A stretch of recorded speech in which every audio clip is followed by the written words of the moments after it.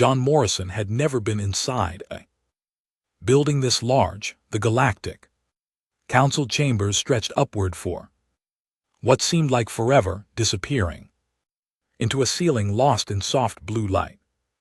Floating platforms held delegates from species he had only read about in training documents. The air itself felt different here, filtered and recycled through systems older than human civilization. He stood on a small platform near the floor, so far below the main proceeding that he had to crane his neck to see the high arbiter's seat. His platform was meant for petitioners for species requesting recognition from the 12 founding races who had built the station and written the laws that govern known space.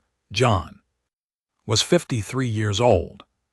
He had spent 30 years coordinating supply routes for Earth's Colonial Transport Division. He knew how to move cargo from one place to another efficiently. He knew how to read manifests and spot errors. He knew how to talk to dock workers and customs officials. None of these skills seemed particularly useful as he watched beings of impossible beauty and terrible power discuss whether humanity deserved to exist in their awareness. The Cindery representative spoke first. High Arbiter Vexitorin was 12 feet tall with silver skin that reflected the chamber lights like polished metal. His voice filled the space without effort, translated instantly into John's earpiece.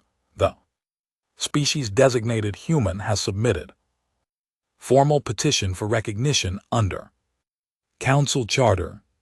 They have been space faring for 82 standard years. They occupy 17 colony worlds in a region of space the Council has not prioritized for development. Their technological index is 743. Their psionic index is 0. Their biological threat rating is negligible. John listened to himself being described like a product listing. He had expected something like this. The briefings on Earth had made clear that humanity was not applying from a position of strength. They were small. They were new. They had nothing the Council needed. What the briefings had not prepared him for was the complete disinterest in the eyes of the delegates above him. They were not hostile. They were not curious. They simply did not care. He was a formality to be processed and forgotten. A delegate from the Vinthi Consortium spoke next. She was slender with deep purple skin and eyes that held no pupils. Her voice was melodic, almost kind, which somehow made her words worse. The assessment committee has reviewed humanity's petition thoroughly. We find no compelling reason for elevated status. Their colony worlds produce nothing we cannot obtain more easily elsewhere. Their military capacity consists of converted civilian vessels. They have no unique cultural or technological contributions to offer. We recommend Category 7 designation with standard observer privileges. Category 7. John had memorized the classification system. Category 7 meant humanity would be recorded in the archives and then forgotten.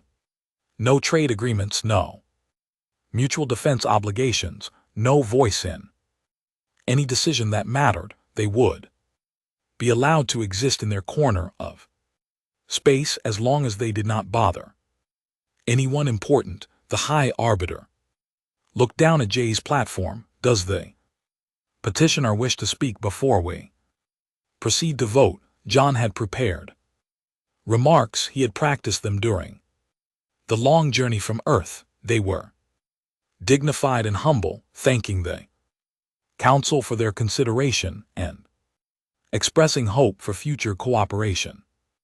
As he stood there looking up at beings who had already decided he was Worthless, he set those remarks aside. I have some questions, he said. Translation system carried his words. Upward, several delegates made sounds that his earpiece identified as mild. Surprise. Questions are irregular at this stage of proceedings, Vextorin said. The petition has been reviewed. The assessment is complete, I understand. John said, I just want to make sure I understand how things work here for my report back home. The High Arbiter gestured with one long silver hand.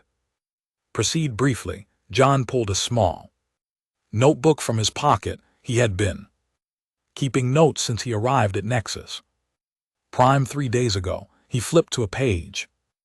Near the beginning, I noticed that supply ships dock at bays on the station's lower ring. From there, goods are transported to the upper levels.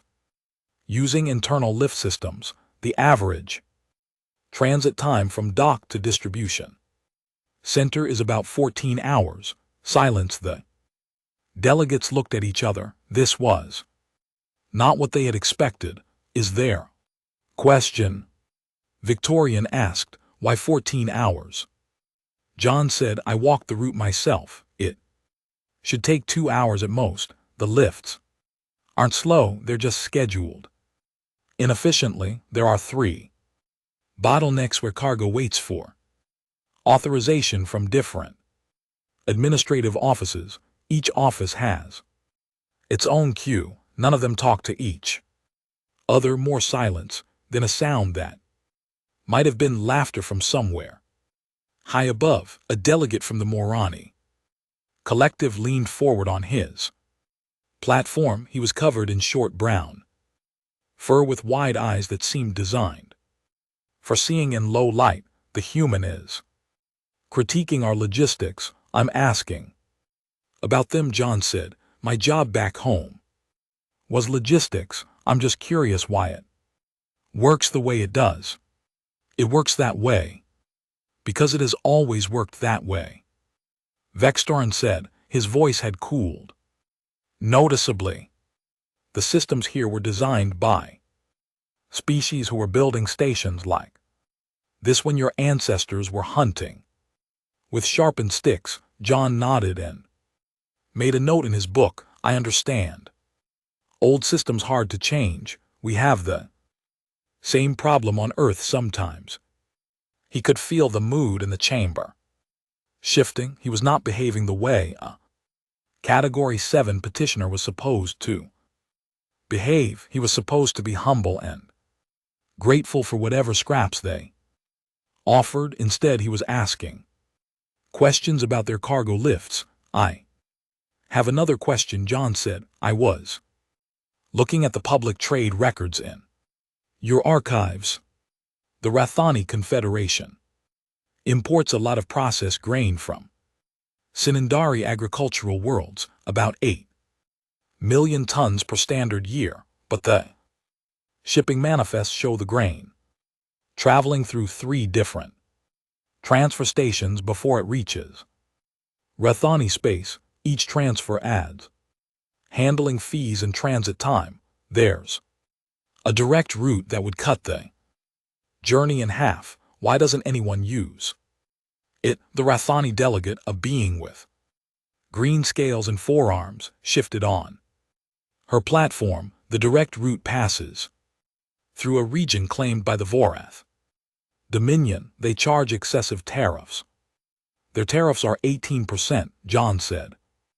Reading from his notes, the current route's handling fees add up to 31% when you include all 3 stations, plus the time cost of the longer journey.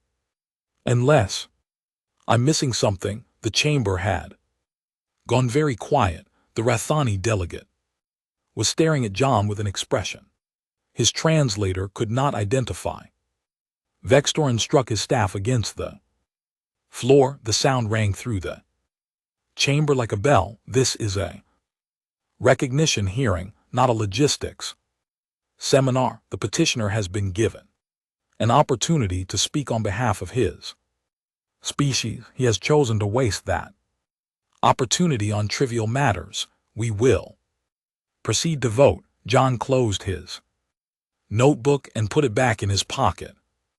Of course, I apologize for taking up your time. The vote was quick and unanimous. Humanity was designated Category 7. John was granted observer status, which meant he could remain on Nexus Prime and attend public council sessions. He could access the public archives.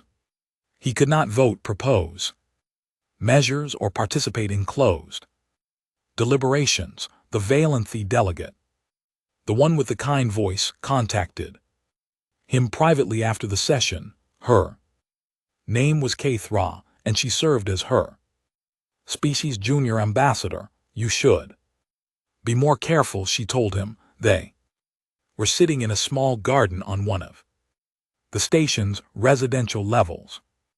Artificial sunlight filtered through transparent panels overhead. The Sindari do not appreciate being questioned. I wasn't questioning them, John said. I was asking questions. There's a difference. Kathra made a sound that his translator identified as skeptical amusement. The difference may be lost on High Arbiter Vextorin, probably. John was looking at a vine that had wound its way around a support column. It was not a species he recognized. How long have you been here on the station? 40 years. The Valanthia are a patient people. We have learned to work within the council systems. And has it worked? Working within the systems, Kathra was quiet for a moment. We have maintained our position. We have not advanced significantly, but we have survived. John nodded slowly. Survival is important. But I wonder if there might be other options, such as I don't know yet. He stood and stretched his back. The low gravity on the station took some getting used to. I'm going to spend some time in the archives, learn how things work here. Would you mind if I contacted you again if I have questions that aren't in the public records? Kathra studied him with those pupils' purple eyes. You are a strange human, John Morrison. Most species who receive Category 7 designation leave as quickly as possible. They do not stay to study the archives. I don't have anywhere else to be, John said. Earth sent me here to represent them. I figure I should take the job seriously, even if nobody else thinks it matters. He said goodbye and made his way to the archive levels. Halls were quiet at this hour. He passed maintenance workers and cargo handlers, beings from species he did not recognize. They did not look at him. Nobody looked at him. He was Category 7. He was invisible. John found a quiet corner in the archives and opened his notebook to a fresh page. He began writing down everything he had observed about the station's operations, the inefficient cargo lifts, the redundant transfer stations, the committees that did not communicate, the ancient systems that nobody questioned because they had always been that way. He wrote until his hand cramped. Then he put down his pen and looked at the walls of data terminals surrounding him. Somewhere in those records were the answers to questions nobody was asking, the weaknesses nobody was examining, the opportunities nobody was seeing. John Morrison had been declared insignificant. He intended to use that insignificance very carefully. He pulled the nearest terminal toward him and began to search. 18 months passed. John Morrison became part of the background. At Nexus Prime, he ate his meals in the lower-level cafeterias where the station workers gathered. He learned to recognize the different species by sight and eventually by name. The Rathani dock. Supervisor was called Hethmer. She worked 14-hour shifts loading and unloading cargo ships, the Morani. Sanitation engineer was called Tev. He maintained the recycling systems that kept the station's air breathable. Neither of them had ever been invited to speak at a council session. Neither of them expected they ever would. John sat with them when they took their breaks. He asked about their work. He listened to their complaints. He wrote everything down in his notebook, which had grown thick with observations. The established delegates ignored him completely. When he attended public council sessions, he sat in the observation gallery with other Category 7 species. There were not many of them. Most had left within weeks of their assessment, returning home to lives the council would never notice or care about. The ones who remained were, like John, quiet watchers taking notes that nobody requested and filing reports that nobody read. John filed reports.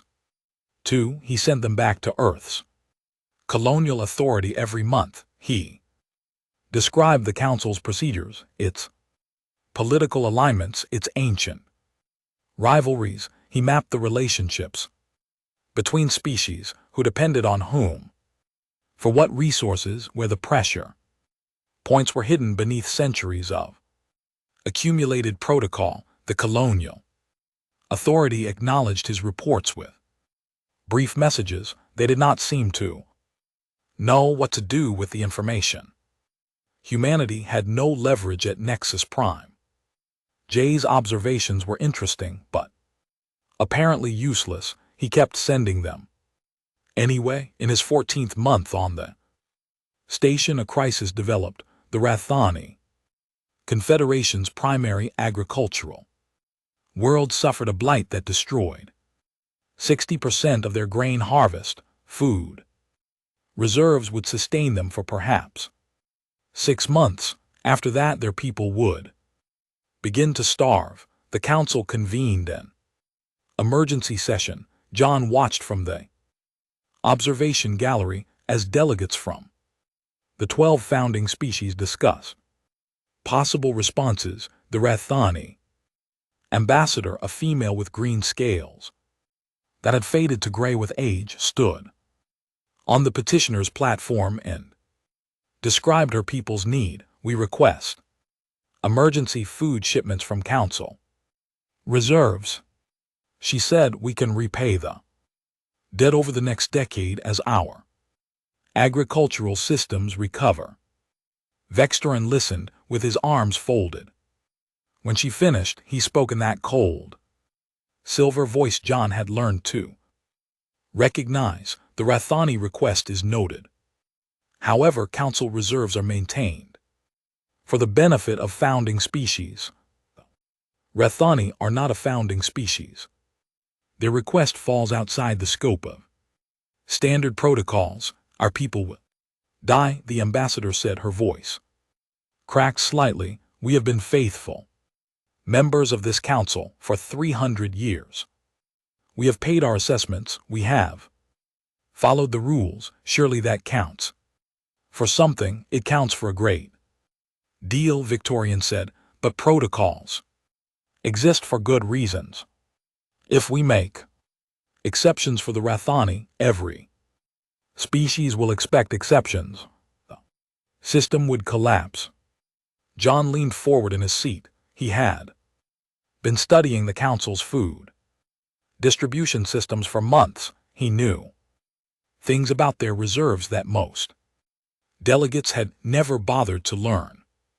Perhaps a compromise among another delegate suggested the Rathani could purchase surplus grain from Cinder agricultural worlds at standard market rates. Standard rates would bankrupt us.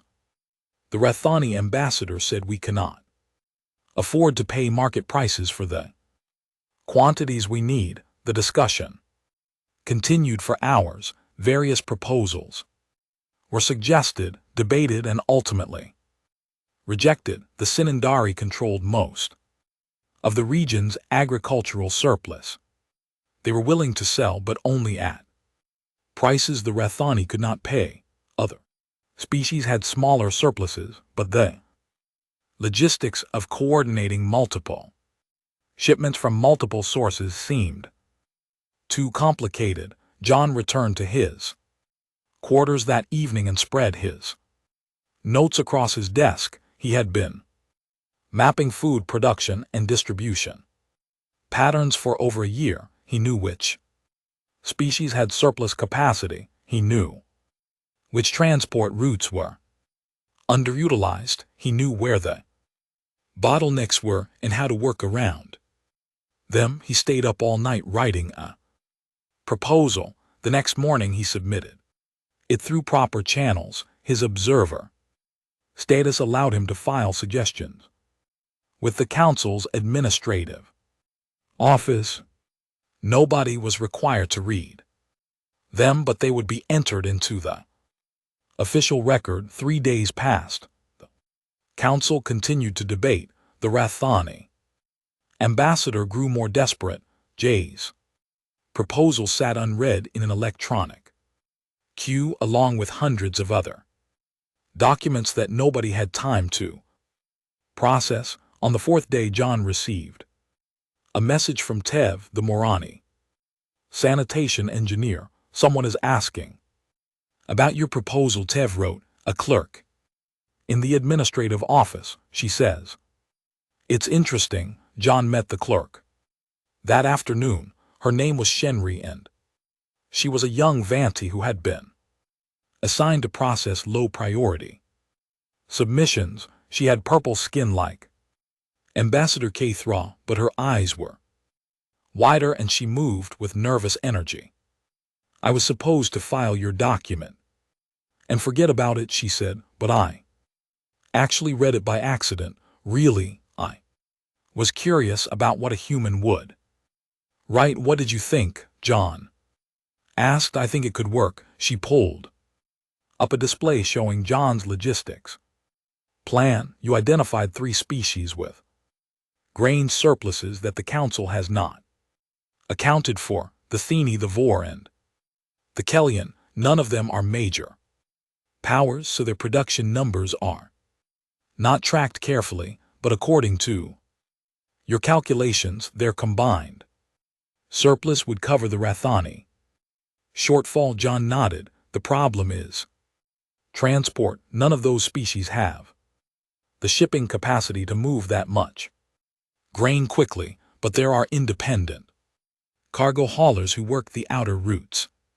They're not registered with the council because their ships are too small to meet standard licensing requirements. If you coordinate their schedules, they can move the grain faster than any founding species fleet. Shenri stared at him. You mapped all of this yourself? I had time.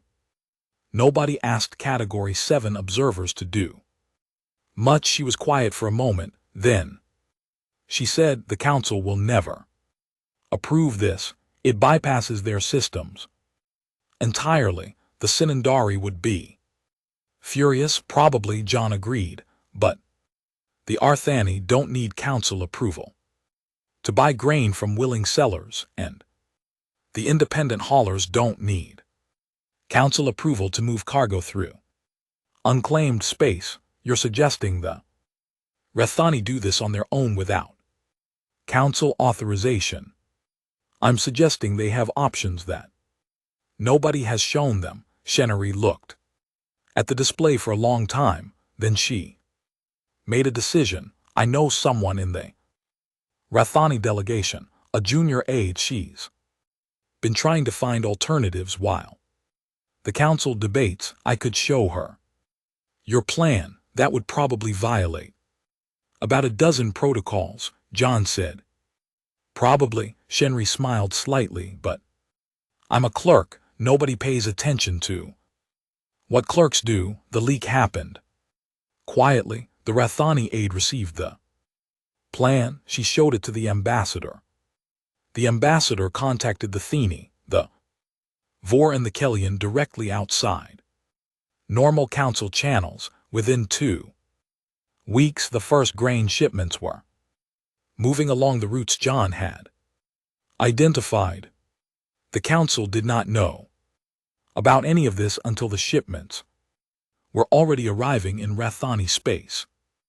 Vextoran demanded an investigation. Someone had undermined council authority by organizing an alternative distribution network. Someone had shared confidential logistics analysis with parties outside proper channels. The investigation identified John Morrison as the source of the proposal. His observer status was reviewed. His communications were examined. His presence at the station was suddenly matter of official interest. An administrative tribunal summoned him to explain his actions. John stood before a panel of mid-level functionaries in a small hearing room far below the main council chambers. The charges were technical violations of observer protocols. The potential penalty was expulsion from Nexus Prime. You submitted a proposal through proper channels. The lead functionary said. She was Sindari, though far less imposing than the High Arbiter. However, that proposal was shared with parties outside the council review process. Do you deny this? I submitted the proposal, John said. I don't know how it reached the Rathani. I assumed it would sit in a queue until someone eventually got around to rejecting it, but you hoped it would be leaked. I hoped someone would read it. The functionary consulted her records. Your proposal has caused significant disruption to establish trade patterns. 3 minor species are now selling grain directly to the Rathani without council oversight. Independent cargo haulers are operating in regions that were previously underutilized. The Sindari hegemony has formally complained about revenue losses from their agricultural exports. John kept his expression neutral. The Rathani people are not starving. Isn't that a good outcome? The outcome is not the issue.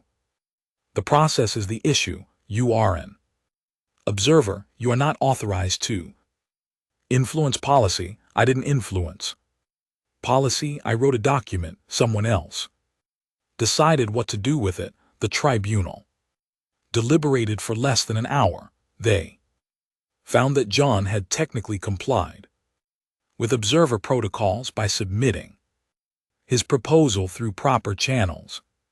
The leak itself could not be directly attributed to him. However, his continued presence on the station was noted as a potential concern. He was allowed to stay. He was warned not to involve himself in council affairs beyond his observer mandate. John thanked them for their time and returned to the archives. That evening, Ambassador Kathra contacted him. She had not spoken to him in months, though he knew she had been watching his activities. That was dangerous, she said. The Sindari do not forget when someone embarrasses them. I didn't embarrass anyone. I just wrote logistics plan, a logistics plan that saved the Rathani and cost the Sindari millions in grain sales. They will be watching you now. John shrugged. Let them watch. I'm Category 7. What can they do to someone who officially doesn't matter? Kathra studied him for a long moment. What are you really doing here, John Morrison? You're not a diplomat. You're not a spy. You're a cargo coordinator from a species nobody takes seriously. Why are you still here? John considered his answer carefully. He had been thinking about this question himself.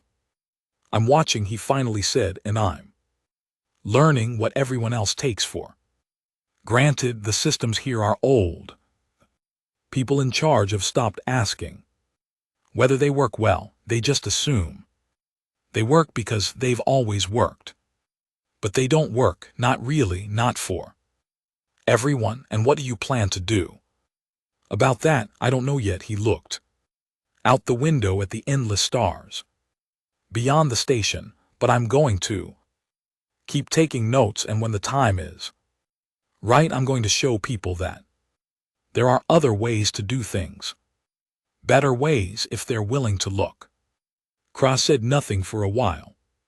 Then she reached across the table and touched his hand briefly, a gesture of respect among her people. I think I underestimated you, she said. Most of us did. That's all right, John said. I'm used to it. 3 years had passed since John Morrison first stood on the petitioner's platform and asked questions about cargo lifts. The galaxy had changed in ways that most council delegates had not yet noticed. The change happened slowly, quietly.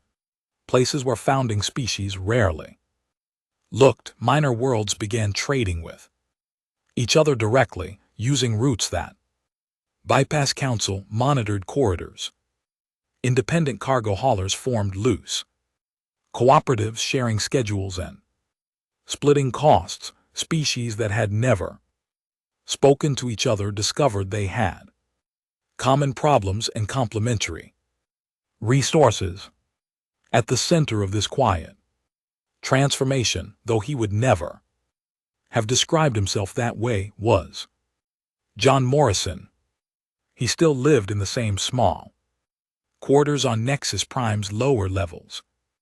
He still ate meals with dock workers and maintenance crews. He still filed monthly reports to Earth's colonial authority, though his reports had grown longer and more detailed over the years. The authority had begun paying closer attention. His network now included contacts from 43 different species. Most of them were like him, overlooked people doing overlooked jobs who had discovered that someone was willing to listen to them and take their concerns seriously. Clerks and cargo handlers and junior diplomats and sanitation engineers. The people who kept the galaxy running while the council debated procedure. John had not tried to build a network. He had simply talked to people, asked questions, and offered suggestions when he saw obvious problems.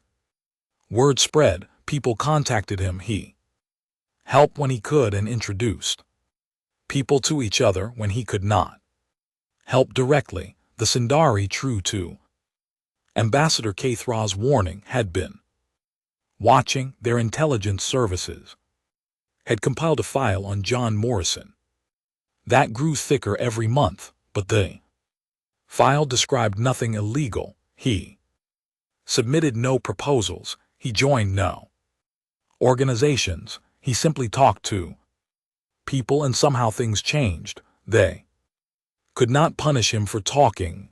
The crisis that finally brought everything into the open began with the Morani collective. The Morani were an old species, older than the Sinandari. Though far less powerful, their world was cold and dark, orbiting a dying star. They survived by trading a rare mineral called Vithrite, which was essential for the construction of faster than light drives. Without Vithrite, interstellar travel would be impossible. For centuries, the Morani had mined Bethrite from deposits in their own system. Those deposits were nearly exhausted. The largest remaining Bethrite reserves lay in territory controlled by the Sinandari hegemony. The Sinandari had been patient. They knew the Morani would eventually need access to their Bethrite. They had been slowly increasing the tribute they demanded for that access year by year, until the Morani economy was being drained dry. When the Morani collective finally announced they could no longer meet the Sinandari's demands, the Hegemony responded with a total trade embargo. No Vithrite would leave Sindari space until the Morani agreed to new terms that would essentially make them a subject species. The ripple effects were immediate. The Morani supplied Vithrite components to 7 other species. Without those components, ships could not be built or repaired. Trade routes depended on vessels that would soon be unable to fly. The entire transportation network of the Galactic East was under threat. The Council convened emergency sessions. Delegates made speeches about the importance of stability and the danger of economic disruption. The Sinindari sat in their elevated seats and said nothing. They did not need to speak. Everyone knew. They held all the leverage. John watched from the observation gallery and took careful notes. He had been preparing for something like this for 2 years. He had not known exactly what form the crisis would take, but he had known one would come. The council systems were built to preserve the power of those who already had power. Eventually, that arrangement would create a pressure that could not be relieved through normal channels. That evening, he met with representatives from the affected species in a cargo bay. On the station's lower ring, Hethamer, the Rethani dock supervisor, had arranged the space. Tev, the Morani sanitation engineer, had spread the word through networks the council did not monitor. There were 17 beings in the room representing 12 species. None of them held official positions. All of them had been talking to John for months or years. The council will not help us, said Athi transport coordinator named Preth. The Sindari have enough votes to block any resolution that weakens their position. The council does not need to help us. John said he had brought a display unit and was projecting a map of known space. Look here, these 3 systems are unclaimed. They're outside both council and Cinder jurisdiction. According to geological surveys conducted 200 years ago, they contain significant Vithrite deposits. Those surveys are old, said a Kellian engineer. The deposits might not be as rich as estimated. They might not. John agreed. But even if they contain half of what the survey suggests, they would be enough to replace Morni production for decades. The question is whether anyone is willing to develop them. The room was quiet. Everyone understood what John was suggesting: independent mining operations outside council oversight, direct trade relationships without Cinder approval, a parallel system that would compete with the established order. This would mean war, Preth said softly. The Sinindari would never allow it. Would they go to war over unclaimed rocks and systems they've ignored for 200 years? John asked. The hegemony is powerful, but they're not foolish. They understand cost and benefit. If the deposits are developed before they can object, they'll be forced to choose between an expensive conflict and accepting the new reality. And who will develop them? We don't have the resources. We don't have the ships. John had been waiting for this question. I've been in contact with Earth Colonial Authority. Humanity has 3 transport vessels that can be converted for mining support. We have engineers who understand resource extraction. We're small, but we're also unentangled. We have no history with the Sinindari, no old debts or treaties that limit options. He looked around the room at beings from species that had never considered humanity worth noticing. If you're willing to work together, we're willing to help coordinate, not Clear's throat: lead, not control. Just help make the logistics work. The discussions continued for hours. Plans were drawn and redrawn.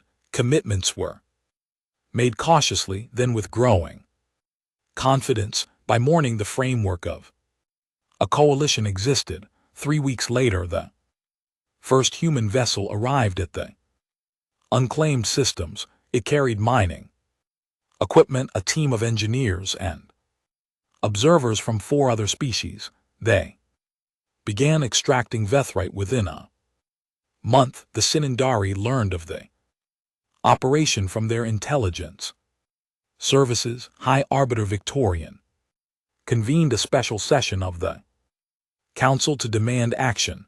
A group of minor species, coordinated by the human observer, has established illegal mine operations in neutral space. He announced to the chamber, this is a direct challenge to Council authority and Sundir sovereignty.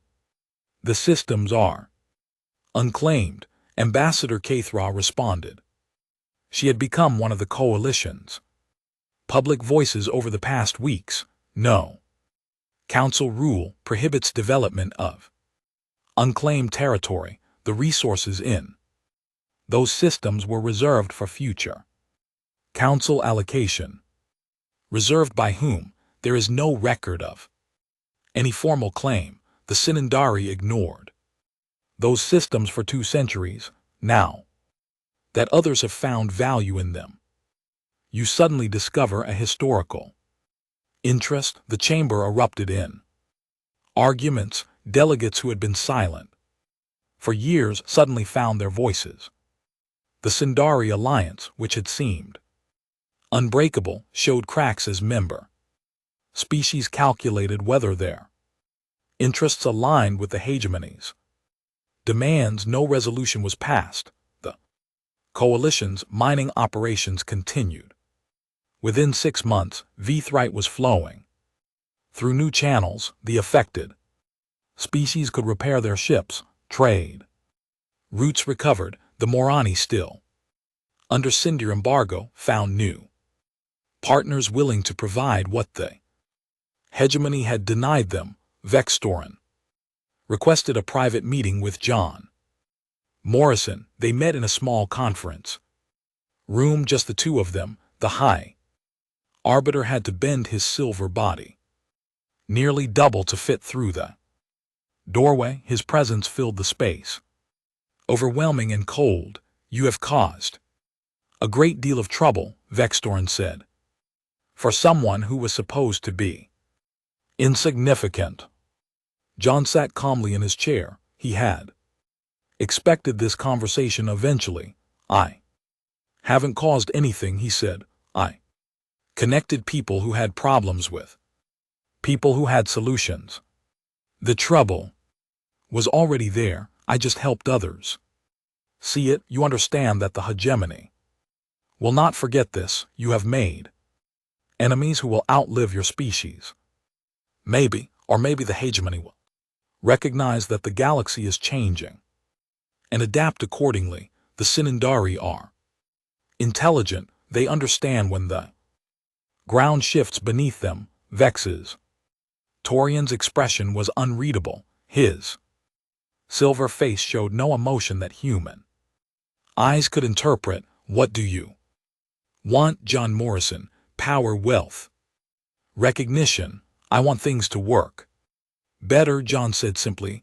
I want species that have been ignored to have voices. I want systems that serve everyone, not just those who were powerful when the rules were written. I want the galaxy to be organized according to sense rather than inertia.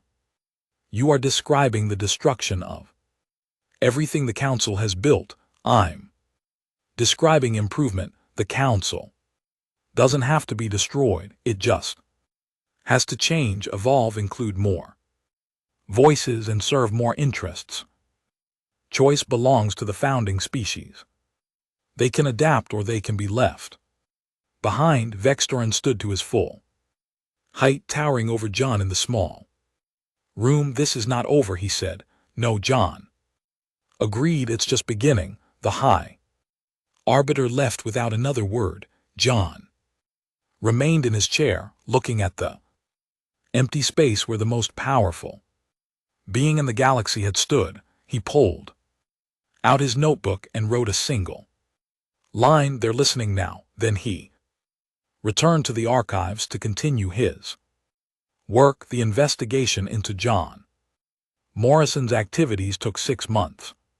Sindri intelligence officers examined every communication he had sent, every person he had spoken with, every document he had accessed in the archives. They compiled a record of his movements that stretched back to his first day on Nexus Prime. When the investigation was complete, High Arbiter Vextorin convened a special session of the full council. John was summoned to appear not as an observer but as a subject of formal inquiry. He stood on the same petitioner's platform where he had first been declared insignificant. Nearly 4 years earlier, the chamber looked the same. The floating platform still held delegates from the 12 founding species. The artificial light still filtered down from somewhere above, but everything else had changed. The observation gallery was packed. Representatives from dozens of species had requested permission to attend. Many of them were members of the coalition John had helped build. They watched in silence as Vextorin presented the findings of his investigation. The human designated John Morrison has engaged in systematic interference with Council operations, the High Arbiter announced. His silver voice echoed through the chamber. He has cultivated contacts among station personnel in violation of observer protocols. He has shared strategic information with parties outside Council authorization. He has coordinated economic activities designed to undermine Sindir commercial interests. John listened calmly. He had expected something like this. The Sinindari needed to reassert their authority. He was a convenient target. The evidence is extensive, Vextorin continued. Over 400 separate communications with non-authorized parties, 12 documented instances of information sharing that bypass Council review, direct involvement in establishing unauthorized mining operations in previously unclaimed systems. He paused for effect. We recommend immediate expulsion from Nexus Prime and formal sanctions against the human species for harboring a disruptive agent. The chamber buzzed with reaction. Delegates consulted with each other. The Rethani ambassador, the same one John had helped during the grain crisis, rose from her platform. Point of order, she said. The human observer submitted all his proposals through proper channels. The Council's own records show this. If those proposals were subsequently shared by others, how is that his responsibility? Intent is clear from the pattern of behavior, Vextorin replied. He designed his submissions to be leaked. He cultivated relationships specifically to facilitate unauthorized distribution. That is speculation about motivation, not evidence of wrongdoing. Another delegate spoke from a species John did not immediately recognize. The mining operations the High Orbiter references were established in unclaimed space. No Council rule was violated. The Sinindari's complaint is that they were outmaneuvered, not that any law was broken. More voices joined the discussion. The chamber became chaotic. Vextorin struck his staff against the floor, repeatedly trying to restore order. John raised his hand. The gesture was so simple, so human that it somehow cut through the noise. Delegates fell silent, curious to hear what the subject of their debate would say. "May I speak?" John asked, Vextorin's silver face twisted into something that might have been contempt. "The subject of inquiry wishes to address the council." "How irregular, and yet perhaps instructive." "Speak, human, explain yourself." John took a breath. He had prepared remarks, as he had years ago. This time he intended to use them. "High Arbiter, delegates, I stand before you accused of interference. The evidence presented shows that I talked to people, asked questions, made suggestions, and helped connect those who had problems with those who had solutions. If that is interference, then I am guilty." He paused, looking up at the rows of floating platforms. "But I would ask you to consider what I was interfering with."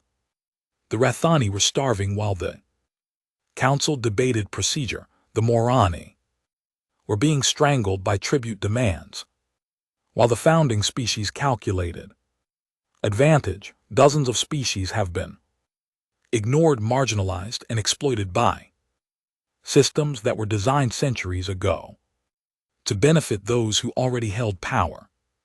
These are policy debates, not matters for a Category 7 observer. Vextorin interrupted. "You're right," John said. "They are policy debates, debates that the council has refused to have, debates that the founding species have blocked because change threatens their position. So I did something very simple. I helped people talk to each other. I showed them that they had options beyond accepting whatever the council offered."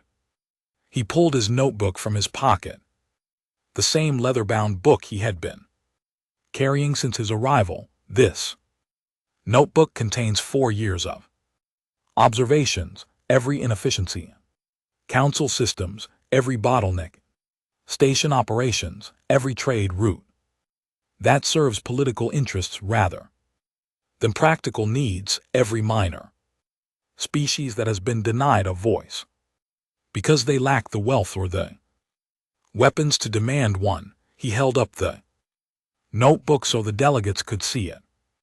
"I am not a diplomat, I am not a spy. I am a logistics coordinator from a species you declared insignificant.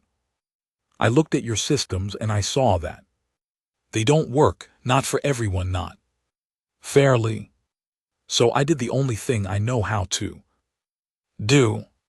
I tried to make things more efficient, more connected, more responsive to the needs of all species, not just the powerful ones." The chamber was absolutely silent. "You can expel me," John continued. "You can sanction humanity. You can try to dismantle the coalition that has formed, but you cannot unlearn what has been learned. The species you have ignored for centuries now know that they have choices. They know they can work together. They know the council's authority is not absolute." He lowered the notebook. "So here is my suggestion. Instead of fighting to preserve a system that no longer serves the galaxy's needs, adapt, reform, include the voices you have excluded, create institutions that work for everyone. The Sinindari hegemony has been the dominant power for 400 years.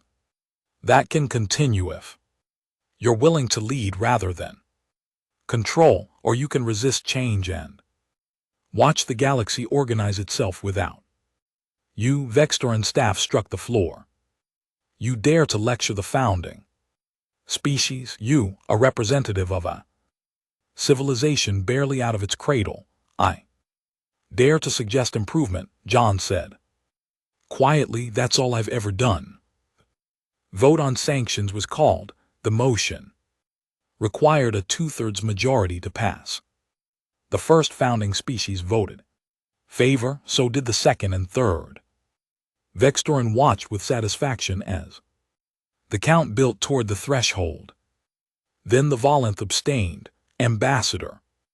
Kithra sat motionless on her platform as the chamber reacted with shock. The Volanth had been council members for 300 years. They had never opposed a Sindir sponsored measure. 2 more species abstained, then 1 voted against. Count stalled. Minor species with observer status began calling for recognition. They had no votes, but they had voices and they used them. The Rethani ambassador spoke. The Morani representative spoke, one by one. Members of Jay's coalition made clear that sanctions against humanity would be seen as an attack on all of them. The final count fell short. The motion failed by 4 votes. Vexterin was silent for a long moment, then he spoke in a voice that had lost some of its silver confidence. The council has decided.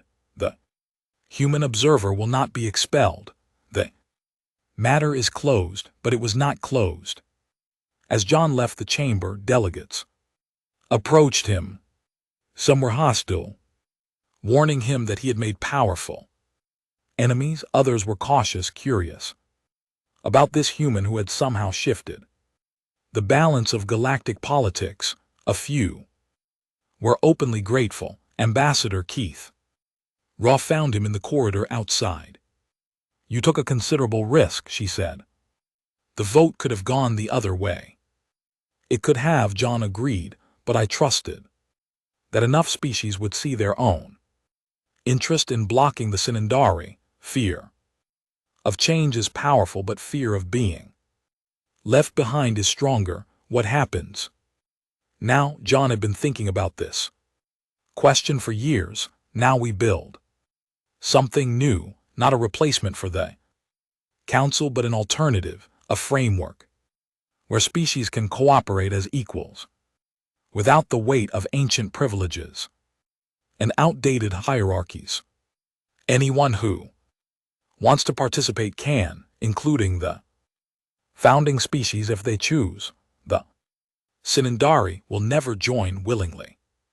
Maybe not, but others might, and once enough species are working together outside council structures, even the Sindari will have to decide whether isolation serves them better than adaptation. He looked back at the great doors of the council chamber. Chain doesn't happen because the powerful decide to give up their power. It happens because the powerless find ways to work together. I learned that watching cargo handlers and maintenance workers coordinate their schedules without official approval. The same principle scales up. Kthra considered this for a moment. "You really believe this can work? A galaxy organized around cooperation rather than dominance?" "I believe it's worth trying," John said, "and I believe that most species, when they're given a genuine choice, would rather build something together than fight over the pieces of something old." He started walking toward the lift that would take him back to the lower levels, back to the archives and the cargo bays, and the people who had taught him more about galactic politics than any council session. "One more question," Kthra called after him. "When you first arrived here," declared Insignificant, "assigned to observe and nothing else, did you plan all of this? Did you know what you were going to do?" John turned and smiled slightly. "I planned to watch and learn and help where I could. Everything else just followed from that. The biggest changes don't require grand strategies. They just require paying attention to what everyone else ignores." He stepped into the lift and descended toward the levels where the real work of the station happened, where beings of dozens of species kept the lights on and the air flowing and the cargo moving while the powerful debated in their floating chambers above. His notebook was nearly Full, he would need to start a new one. Soon, there was still so much to learn.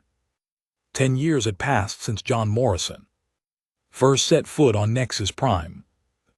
Galaxy had transformed in ways that would have seemed impossible on the day he stood before the council and was declared insignificant. The Morrison Cooperative, as it had come to be called despite John's objections, now facilitated more trade than the Galactic Council.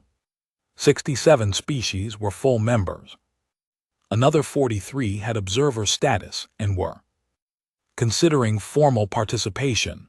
The network operated on principles John had learned: managing supply routes on Earth, transparency, mutual benefit, redundancy, and the understanding that everyone's prosperity depended on everyone else's stability. The council still existed. It still met in the same great chamber with its floating platforms and filtered light, but its monopoly on galactic governance had ended. The founding species had been forced to reform, to open their proceedings to observers, to consider proposals from species they had ignored. For centuries, the Sinandari hegemony remained powerful, but its dominance had faded. They were one voice among many, now influential, but no longer supreme.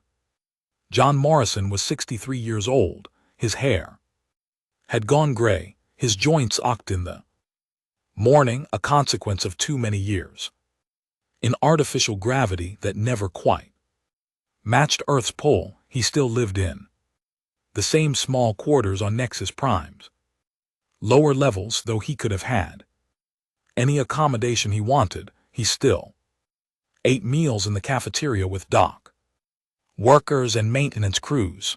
The delegation from Earth arrived on a Tuesday. There were 7 of them, officials from the Colonial Authority, wearing formal uniforms and nervous expressions. Humanity had grown considerably since John's arrival. 42 colony worlds now with a genuine military and diplomatic corps. Earth was no longer Category 7. The Council had been forced clear's throat to reclassify humanity 3 times as their influence grew.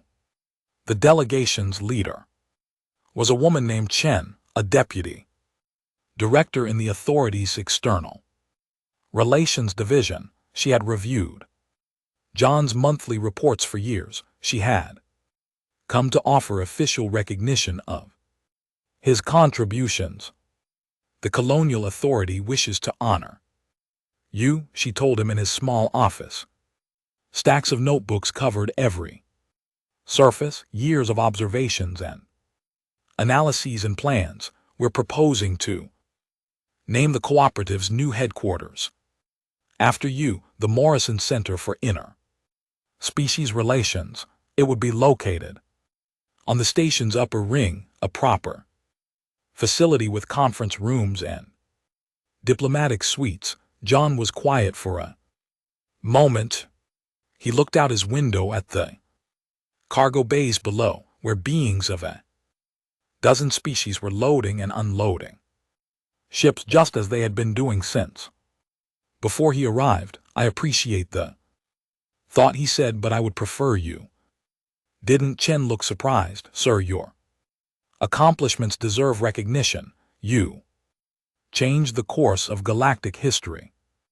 A single human working alone reshaped the political landscape of known space. I didn't work alone, John said. That's the whole point. I never did anything by myself. I listened to people. I connected them with each other. I helped them see possibilities they had overlooked. Every success the cooperative has achieved belongs to the species and individuals who did the actual work. He stood and walked to a shelf where he kept certain items. One was a small ceramic cup, chipped and worn. Do you know who gave me this? He asked. A Rithani cargo handler named Hethammer, she was the first person on this station who shared a meal with me. She taught me how the docks actually operated, what the real problems were, who to talk to when official channels failed. Without her, I would have spent my observer posting sitting in the gallery and filing reports nobody read. He set the cup down gently. If you want to name the headquarters after someone, name it after her, or after Tev, the Morani engineer who maintained the recycling systems and knew more about station infrastructure than anyone on the council, or after Shenri, the clerk, who risked her career to share my proposal with the Rathani during the grain crisis. Chen was silent, uncertain how to respond. The galaxy doesn't need heroes, John continued. It needs people who pay attention to each other, people who listen, people who help without expecting recognition. That's what made the cooperative possible. Not me, not any individual, just thousands of ordinary people deciding to work together instead of accepting that things had to stay the way they were. The delegation left that afternoon with a promise to consider his suggestions. John returned to his work, reviewing reports from cooperative members and preparing notes for a coordination meeting scheduled for the following week. Ambassador Kathra visited him that evening. She had risen considerably in Valanthi society over the past decade, becoming the senior representative to both the council and the cooperative. Her purple skin had darkened with age, and her eyes held depths of experience that had not been there when they first met. You turned down another honor, she said. It was not a question. Word traveled fast on Nexus Prime. I turned down a misunderstanding, John replied. They want to make me a symbol. Symbols are dangerous. They make people think change comes from exceptional individuals rather than collective effort. Some exceptional individuals do matter. Everyone matters. That's the point. He gestured at the station around them. You know how many species contributed to building this place? Hundreds, thousands of engineers and workers and designers over generations. The council tried to claim credit for all of it, but they were just administrators. The real work was always done by people nobody remembers. Kathra smiled slightly. You sound like a philosopher now, not a logistics coordinator. Same thing, really. Logistics is just philosophy applied to cargo. How do you move things from where they are to where they're needed? How do you coordinate different parties with different interests? How do you build systems that work for everyone instead of just the powerful? The questions are the same whether you're moving grain or governing civilizations. They sat in comfortable silence for a while. Outside, ships came and went. The station hummed with the business of 100 species working together. What will you do now? Kathra asked. Eventually, the cooperative runs itself. The council has adapted. The galaxy is stable. Your work seems complete. John pulled a fresh notebook from his desk drawer. It was empty, waiting to be filled. There's always more to learn, he said. More inefficiencies to identify, more connections to make, more people being overlooked who have important things to say. He opened the notebook to the first page and wrote a date at the top. Besides, a new human representative arrived yesterday, young woman fresh from Earth. The authority assigned her to some minor posting in the cooperative's administrative division. She looked nervous and overwhelmed. Let me guess, Kathra said. You're going to befriend her. I'm going to show her Around the archives, introduce her to some people worth knowing, help her understand how things actually work here versus how they appear to work, creating your replacement. John shook his head. Creating another observer, someone who pays attention. The galaxy needs people like that. It always will. The next morning he found the young representative in the lower archives, looking lost among rows of data terminals. Her name was Sarah, and she had been told her posting was a dead-end assignment, a place for junior staff who lacked the connections for better positions. John remembered feeling the same way long ago. The archives can be overwhelming at first, he said, approaching her. There's more information here than any single person could process in a lifetime. The trick is knowing where to start. Sarah looked at him with surprise. She had heard stories about John Morrison, of course. Everyone had, but she had not expected to encounter him here in the dusty lower levels where nobody important came. Mr.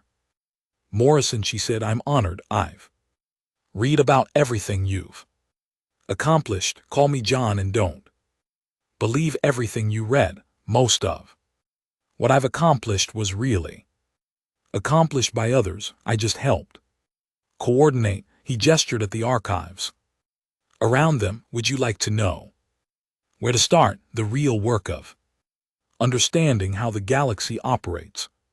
Sarah nodded eagerly. John led her to a quiet corner where a single terminal displayed personnel records for the station's maintenance division.